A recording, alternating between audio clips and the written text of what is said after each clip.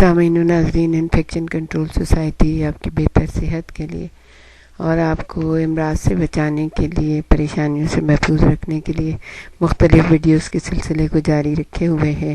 ہمیں امید ہے کہ آپ اس سے استفادہ کر رہے ہوں گے اور آپ کو سمجھ میں بھی آ رہا ہوگا کہ کس طرح سے ہمیں اپنے آپ کو بچانا چاہیے اور کس طرح سے اپنے آپ کو محفوظ رکھنا چاہیے۔ تو ہم آپ کو یہ بتا رہے تھے کہ جسم کا جو موسم سرما میں ہم یہ بتائیں گے آپ کو کہ جسم کا درجہ حرارت کس طرح گر جاتا ہے۔ یعنی سرد موسم میں ہمارے جسم کی جو حرارت ہے وہ ضائع کس طرح سے ہوتی ہے کہ جسمانی شعاؤں کا اخراج یعنی ریڈیشن حرارت کے ضائع ہونے کی نہایت اہم وجہ ہے۔ درجہ حرارت پر ہمارے ننگے سر سے جسم میں پیدا ہونے والی نصف حرارت ضائع ہو سکتی ہے۔ سرد موسم میں ٹوپی یا جو بھی گرم ٹوپی یا اون سے بنی ہوئی ٹوپی، آپ کچھ بھی یا اسکارف یا آپ کوئی بھی چیز ایسی پہنیں تاکہ وہ جو ہے آپ کا سر ننگا نہ رہے، سر کھلا نہ رہے، جس سے آپ کے جسم کی حرارت جو ہے نا ضائع نہ ہو۔ اور جسم کی حرارت ضائع ہوتی ہے تو بہت سارے مسائل ایک دم سے شروع ہو جاتے ہیں۔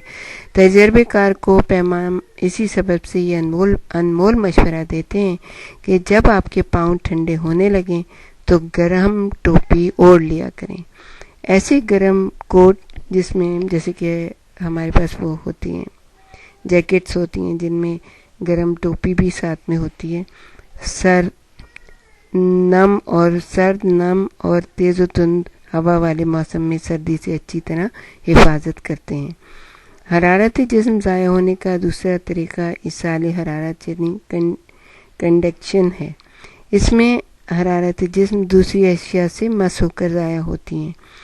چونکہ کوہ پیما یا باہر سردی میں کام کرنے والوں کے لیے ضروری ہے کہ ان کے جسم دھاتوں کی بنی ہوئی اشیاء سے مس نہ ہوں، اس کی وجہ سے ہاتھ پاؤں ٹھٹر سکتے ہیں اور بعض دفعہ تو ایسا ہوتا ہے کہ ہاتھوں کی کھال بھی ادھڑ سکتی ہے۔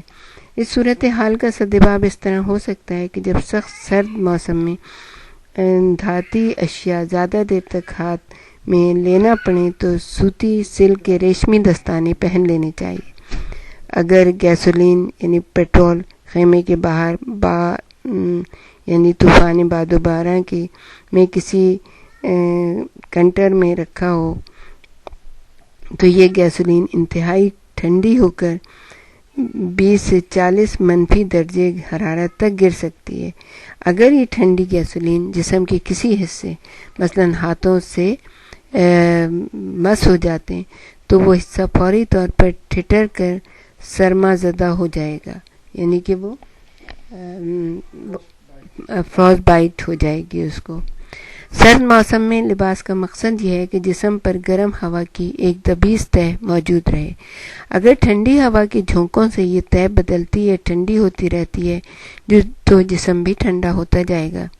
یہ طریقہ تجزیہ حرارت کا تیسرا طریقہ یعنی حمل حرارت کنویکشن ہے۔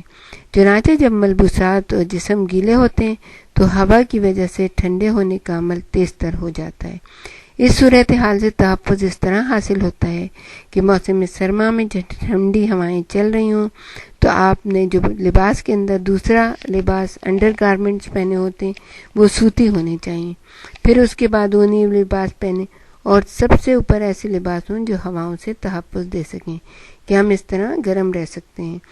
ہماری جلد اور پھیپھڑوں سے تبخیر حرارت یعنی ایواپوریشن کے وسیلے سے بھی حرارت جسم کا اخراج ہوتا ہے، یعنی وہ باہر نکلتی ہے، لیکن اس کو مکمل طور پر نہیں روکا جا سکتا۔ ایسے سرد اور برف آلود موسم میں ایسے ملبوسات درست ہوتے ہیں جو سانس لیتے ہیں، یعنی جن میں ہوا کی آمد و رفت رہتی ہے۔ اگر ایسے لباس پہنے نہیں جائیں گے تو لباس کی بیرونی سطح پر پانی جم کر برف ہو جائے گا اور پورے لباس کو برف پوش بنا دے گا، جو کہ صحیح نہیں ہے۔ یعنی آخری ہے کہ جسم سے تجزیہ حرارت یعنی حرارت کے باہر نکلنے کا آخری طریقہ تنفس ہے، یعنی سانس کہ نفس کی آمد و رفت میں ٹھنڈی ہوا پھیپھڑوں کے اندر جاتی ہے اور گرم ہوا باہر نکلتی ہے۔ اور حرارتی جسم کو خارج کرتی ہے۔ اس طریقے سے اخراج حرارت میں اس وقت نہایت اضافہ ہو جاتا ہے جب قیام اونچے مقامات پر یا پہاڑوں پر ہو، یا جب آس پاس درجہ حرارت انتہائی کم ہو، جب ورزش کے دوران سانس کی آمد و رفت میں اضافہ ہو جائے، جب موسم ٹھنڈا ہو جاتا ہے تو اس طریقے سے جسم سے تجزیہ حرارت میں اضافہ ہو جاتا ہے، یعنی کہ حرارت ضائع ہونے لگتی ہے۔ ان حالات میں ضائع ہونے والی جسمانی حرارت کو نہیں روکا جا سکتا کہ سانس کی آمد و رفت کو تو جاری رہنا ہے، ہمیں ہر حال میں سانس تو لینا ہے۔ اگر سرد ہوائیں ہوں تو کم درجہ حرارت پر بھی ہم آرام سے گرم رہ سکتے ہیں، لیکن ٹھنڈے ہواؤں کے جھکڑ میں معاملہ دیگرگوں ہو جاتا ہے۔ اگر ہوا صرف 2 میل فی گھنٹہ کی رفتار سے چل رہی ہو تو یہ بھی ہمیں ٹھنڈا کرنا شروع کر دیتی ہے۔ اگر ہوا 60 میل فی گھنٹے کی رفتار سے چلتی ہے اور ساتھ ساتھ ہمارے ارد گرد کا درجہ حرارت گر رہا ہے تو یہ انتہائی سخت سردی ہے۔ اگر ہوا ساکن ہو لیکن لباس پانی میں بھیگ گیا ہو یا برف آلود ہو گیا ہو تو جسم سے کنڈکشن کے ذریعے 240 گنا زیادہ اخراج حرارت ہو سکتا ہے، بنسبت یہ کہ جب کپڑے خشک ہوں۔ اون اگر گیلا بھی ہو تو جب بھی کچھ نہ کچھ گرمی دے سکتا ہے۔ سردی، نمی اور ہوا کا مجموعی اثر مہلک ہو سکتا ہے۔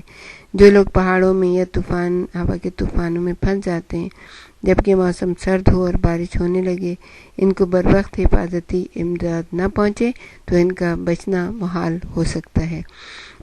سرد موسم میں جلد کی بالائی رگیں سکڑ جاتی ہیں، ساتھ ساتھ زیر جلد بافتوں کی رگیں بھی سکڑنے لگتی ہیں، نتیجتاً جلد